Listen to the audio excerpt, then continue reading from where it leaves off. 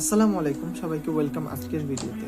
আজকের ভিডিওটা আমি মূলত বানাচ্ছি তাদের জন্য যারা এখন লাইফের প্রত্যেকটা স্টেজেই বাধা, দুঃখ, কষ্ট, হতাশার মধ্যে দিয়ে কাটাচ্ছেন তাদের জন্য।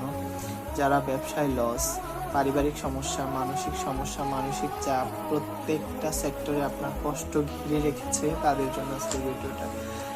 আমার পছন্দের দুইটা আয়াত আমি আজকে আপনাদের সামনে বলবো এবং এই আয়াত দুইটা শোনার পরে আশা করা যায় আপনার ডিপ্রেশন বা হতাশা বা কষ্ট 50% কমে যাবে।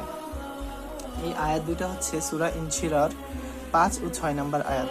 সেখানে আল্লাহ তাআলা বলেন, ফাইন্না মাআল উসরি ইউসরা, ইন্না মাআল উসরি ইউসরা।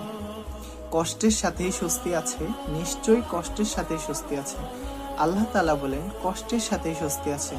তাহলে যেখানে আল্লাহ তাআলা বলেছেন কষ্টের সাথে স্বস্তি আছে, এখানে যখন আমাদের জীবনে কোনো কষ্ট, কোনো দুঃখ, হতাশা আসে, তখন আমরা হতাশ হয়ে যাই।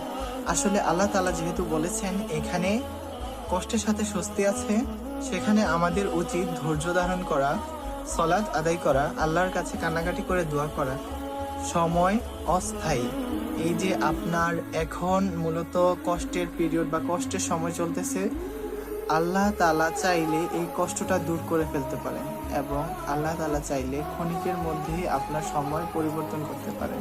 তাই কষ্টের মাঝে হতাশ না হয়ে আল্লাহ তাআলার কাছে কান্নাকাটি করে দোয়া করেন।